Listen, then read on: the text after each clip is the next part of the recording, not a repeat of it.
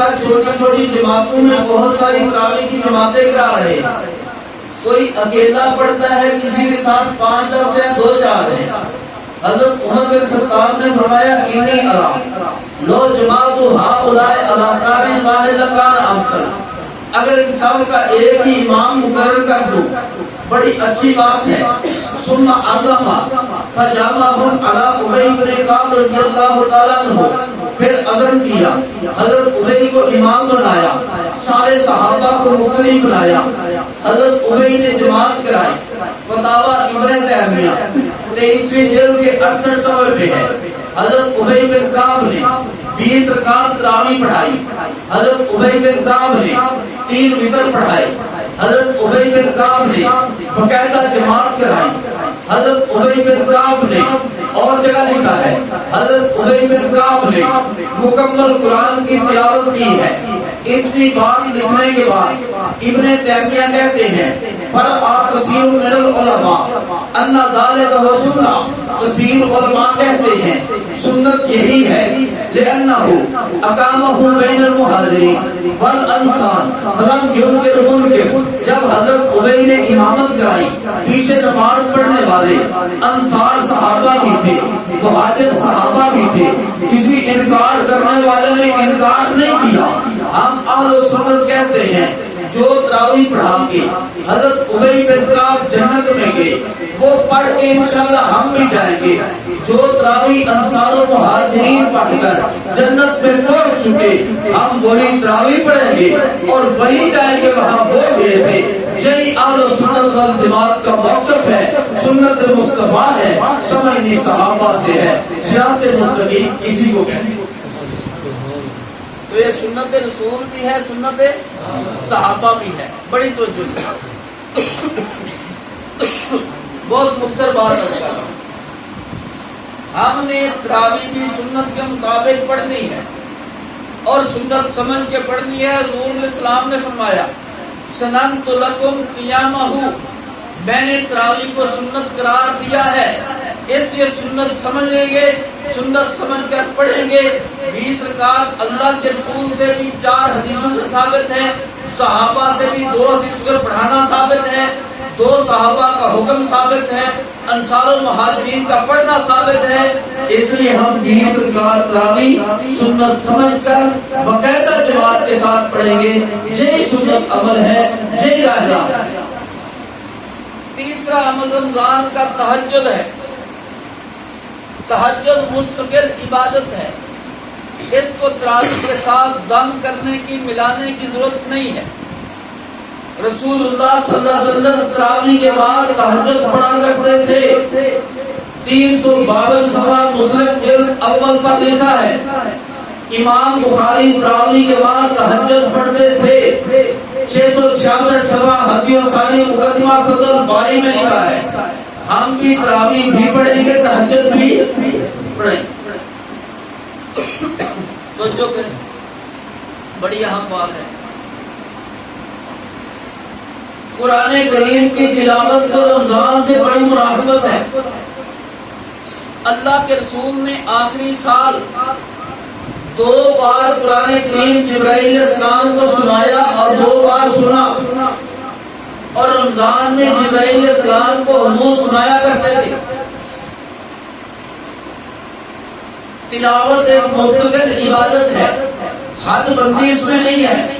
حضرت عثمان بن عفان 118 صفحہ 3 جلد 2 پر لکھا ہے، وتروں کی پہلی رکعت میں مکمل قرآن تلاوت کر لیا کرتے ہیں۔ امام بخاری رحمۃ اللہ علیہ ہدی و ثانی مقدمہ فتح الباری 666 صفحہ پہ لکھا ہے کہ رمضان کا مہینہ آتا، روزانہ بخاری تلاوت شروع کرتے، افطار سے پہلے بخاری کا ایک قرآن مکمل ہوتا اور بخاری فرماتے ہر ختم قرآن پر اللہ ایک دعا ضرور قبول کرتے ہیں۔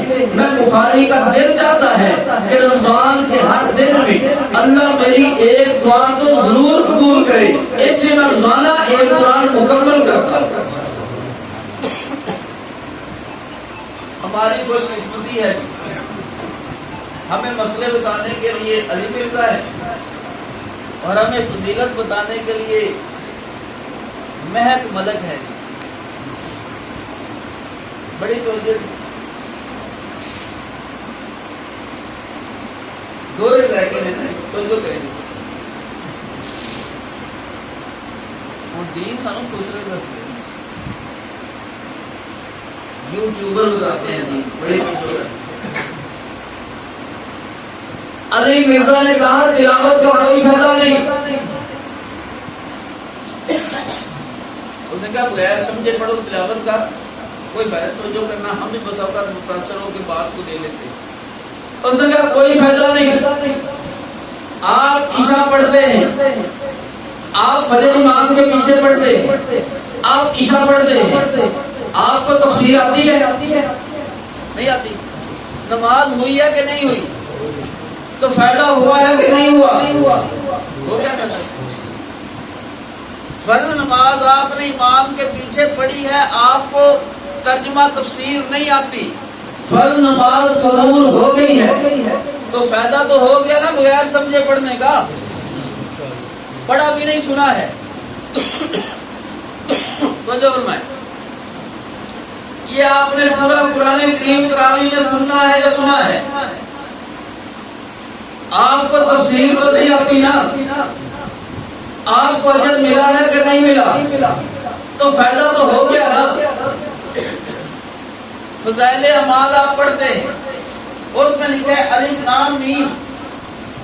अलिफ एक हर्फ है, 10 नेकियां हैं, लाम पर भी 10 है, मीम पर भी 10 है।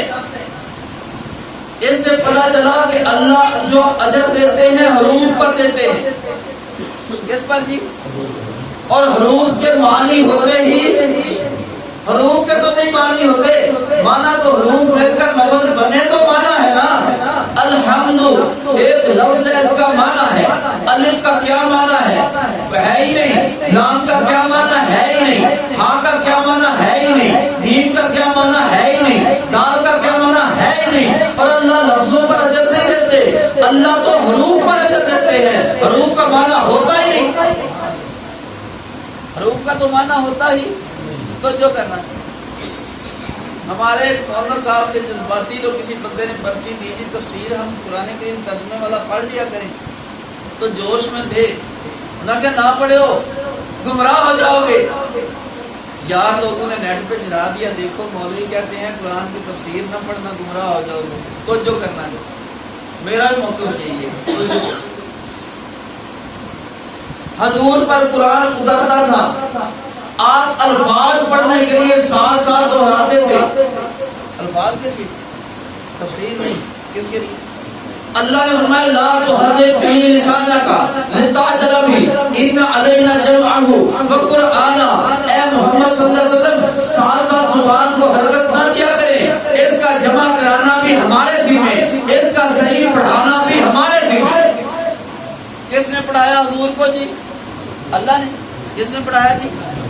लफ्ज पढ़ाए ना। और आप जो लफ्ज पढ़ते हैं कुरान के नाज़रा, उस्ताद से पढ़ते हैं या घर बैठ के? और घर बैठ के पढ़े तो आएंगे नहीं आएंगे। पता चला कुरान के अल्फाज भी अगर घर बैठ के पढ़ो तो गुमराही है, अगर उस्ताद से पढ़ो तो फिर कुरान है। ऐसे जी अल्लाह के रसूल ने भी अल्फाज किससे पढ़े जी? अल्लाह से। अल्लाह ने अल्फाज भी पढ़ाए। कुरान ने आगे कहा सुन्ना इन्ना अलैना बयाना, फिर अल्फाज की अल्लाह ने फरमाया हम आपको तफसीर सिखा देंगे। अल्लाह ने मुस्तफा को तफसीर सिखाई है, मुस्तफा ने हमें बताई है। अगर तुमने भी पढ़नी है सीख लो, सीखोगे तो राह रास्त है, सीखते नहीं गुमराही है। इसमें कौन सी बात है ऐसी भाई? उसने कह दिया कुरान ना पढ़ना गुमराह हो, जो गुमराह ही होना है जिसने बगैर पढ़े सीखे पढ़ना। बगैर सीखे जिम्मेदारा करे तो हो जाता है, बगैर सीखे दुनिया का कोई काम करे वो हो जाता है। अगर और नहीं होता तो कुरान में बगैर सीखे नहीं आता। एक सच्चा वाक़या और बात मुझसे करूं, ये आपके बिहारी के डॉक्टर साहब थे, मुझे नाम भूला हुआ है वरना मैं नाम भी बता देता। क्लिनिक पे मुझे एक तबलीगी बुजुर्ग थे, वो ले गए यार इनसे बात करें, ये जरा लाइन से ऊपर जा रहे हैं। तो डॉक्टर साहब को वक्त ही ना मिला मुझसे बात करने की। چائے شائے پلا دی تو ڈاکٹر صاحب مریض ہی اتنے تھے وقت ہی نہ ملا. وہ بزرگ پھر دوسری دفعہ تو میرے پاس مرکز میں لے آئے. ڈاکٹر صاحب کا میرا ایک سوال ہے. میں نے کہا جی پہلے چائے پی لیں. مجھے پتا تھا بعد میں نے چائے پینی نہیں. میں نے کہا چائے پی لیں پھر سوال کر. چائے شائے پی لی. میں نے کہا فرمائے. ڈاکٹر صاحب نے کہا آپ قرآن کریم کی خدمت نہیں کر رہی. جو آپ سنت پر جماعت جو بندی ہو نا تو قرآن کی خدمت نہیں کرتے. قرآن کی خدمت ہم کرتے ہیں. میں نے کہا جی مجھے تھوڑا سا خدمت کرنا نقشہ پیش کر دیا.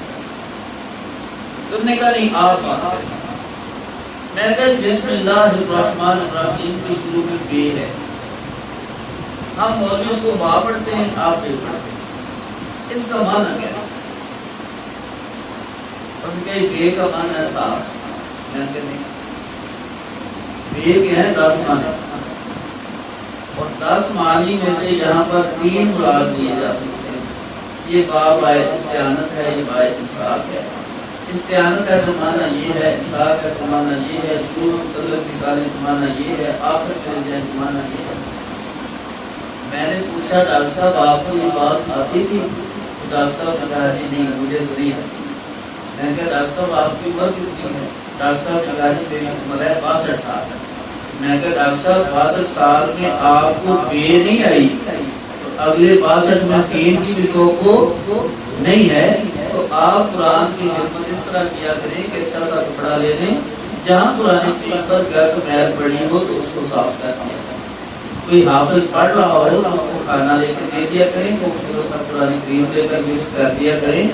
آپ اس طرح کی خدمت کریں. آپ یہ تفسیر کرنے والی خدمت نہ کریں کیونکہ 62 سال میں آپ کو بے نہیں آئی اگلے 62 میں سین بھی تو بغیر سیکھے پڑھیں گے تو ایسا ہی آئے گا. اس لیے سیکھ کر پڑھنا ضروری. میرے بڑا شوق ہے اذان دینے کا. میں ہی دینی ہے مسجد پڑھوائی میں ایسی نا کہ اذان میں ہی دینی. یار تجھے بڑا شوق ہے گاڑی چلانے کا تو 20 لاکھ کی گاڑی میں 50 لاکھ کی گاڑی میں بیٹھ کے چلا نا اپنا شوق پورا کر. نہیں جی سیکھے بغیر اگر چلاؤں گا تو یہ تو موت ہی ہے نا. تو قرآن بھی سیکھے بغیر پڑھو گے تو موت ہی ہے. پھر وہ حیات نہیں ہے. اس لیے شوق دینی ہر بندہ پورا کرے لیکن سیکھ کر. اذان بھی سیکھ کر, اقامت بھی سیکھ کر, قرآن بھی سیکھ کر, امامت بھی سیکھ کر, مسائل بھی سیکھ کر, سارا کام کرنا ہے سیکھ کر, اعتکاف میں بیٹھنا ہے سیکھ کر. ایک دو باتیں حضرت امی عائشہ صدیقہ رضی اللہ تعالی عنہ فرماتی ہیں السنت للمعتکف. موت بندے کے لیے سنت یہ ہے اللہ یعود مریضا کسی مریض کی بیمار کرسی نہ کرے. ایک چلو بات صرف نمونے کے طور پہ عرض کر. ایک حدیث میں ہے اللہ کے رسول اعتکاف میں تھے آپ نے نماز کرسی کی. ٹھیک ہے. حضرت امی عائشہ صدیقہ فرماتی ہے موت کے لیے سنت یہ ہے کہ مریض کی عیادت نہ کرے. 2 حدیثیں آ گئی نا. اب اناڑی بندہ کیا کہے گا ایک تو جھوٹ ہے نا ایسے ہی. حالانکہ مسئلہ کیا ہے حضور اسلام اپنی کسی ضرورت کے لیے قضائے حاجت کے لیے جا رہے تھے. راستے میں بندہ ملا تو آپ نے پوچھا تو یہ ٹھیک ہے. تو یہ تو ہم بھی کہتے ہیں اگر کوئی ایسے پوچھ لے تو حرج. قانون کیا ہے کہ مریض کی عیادت کے لیے اعتکاف کرنے والا جہاں جو نہیں جا سکتا. مجھے کل بندے نے کہا جی سگریٹ کے بغیر میں رہ ہی نہیں سکتا. میں نہ وہ اعتکاف کیڑا کروں ہے. انہوں نے کہا پھر بھی کوئی صورت. میں کہا صورت یہ ہے جب واش روم جاؤ نا تو نکلتے ہی لگا لو اور واپسی میں پھینک دو. صحیح ہے نا. اب حضرت امی عائشہ اللہ یعود مریضا موت کے مریض کی عیادت نہ کرے. ولا یشهد جنازہ جنازے میں شریک نہ ہو. بیوی کو نہ چھوئے نہ اس کے ساتھ ہم بستری کریں. نہ کسی ضرورت کے لیے مسجد سے باہر نکلے. ہاں ایسی ضرورت جس سے اس کا چارہ ہی نہیں. مثلا پیشاب پخانے کا مسئلہ ہے. روٹی دینے والا کوئی بندہ نہیں ہے اور مجبوری ہے کہ اس نے گھر میں جا کے کھانی ہے تو جائے آرام سے کھا کے واپس آئے. حضرت امی عائشہ صدیقہ فرماتی جس بندے نے اعتکاف کے بغیر اعتکاف روزے کے بغیر نہیں اگر روزہ ٹوٹ گیا اعتکاف بھی ٹوٹ گیا، اس کا اعتکاف نہیں رہے گا۔ اس لیے آج کل فیس بک کی مولوی کہتے ہیں روزہ کوئی روزہ نہ بھی ہو اعتکاف کر سکتے ہو۔ روزہ رکھنا اعتکاف کے ساتھ ضروری ہے۔ حضرت عمر بن خطاب رضی اللہ تعالیٰ عنہ نے جاہلیت میں ایک رات کے اعتکاف کی اور ایک دن کے اعتکاف کی نیت منت مانی تھی۔ اللہ کے رسول صلی اللہ علیہ وسلم نے ایک تک ایک بسوں اعتکاف بھی کر اور روزہ بھی رکھ۔ اس لیے اعتکاف کے لیے روزے کا رکھنا انتہائی ضروری ہے۔ دوسری بات بڑی توجہ طلب ہے، مستدرک کے حاکم میں لکھی ہوئی ہے اور بخاری شریف میں لکھی ہوئی ہے۔ حضور نبی کریم صلی اللہ علیہ وسلم مسجد میں بیٹھے، امی عائشہ صدیقہ فرماتی ہیں حضور نے اپنے لیے حکم دیا، آپ کے لیے خیمہ بنا دیا گیا مسجد میں جو ہم کپڑا لگا کے بناتے ہیں۔ حضور اس میں اعتکاف بیٹھ گئے۔ امی عائشہ فرماتی ہیں میں نے بھی کہا کسی کو کہ میں نے کہا میرے لیے بھی خیمہ لگا دیا، ان نے میرے لیے بھی لگا دیا۔ حضور کی عورت روایت نے دیکھا تو ان نے بھی لگا دیا۔ خیمے کئی لاگے، بخاری میں 4 کا ذکر ہے، مستدرک کے حاکم میں کئی خیمے لاگے۔ حضور علیہ السلام نے صحابہ کو بلایا، فرمایا میرا خیمہ اکھاڑو اور لے چلو۔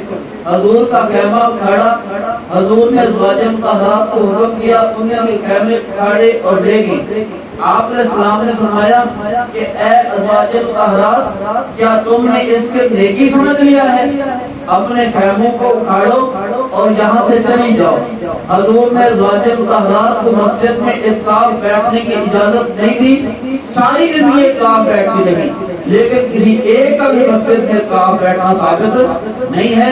اس لیے خواتین اعتکاف بیٹھیں گھر میں اور مرد اعتکاف بیٹھیں مسجد میں۔ سچا واقعہ ہے، دور کا نہیں، گپ نہیں سمجھنا، اس میں واقعہ سچا ہے۔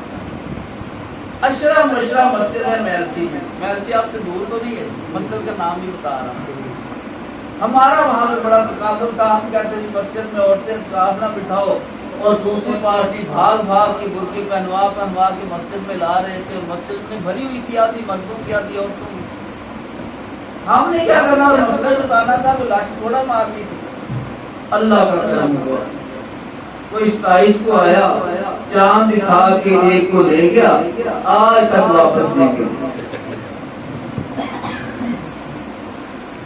یہ مردہ سنت پیدا کہ عورت کو مسجد میں تھا۔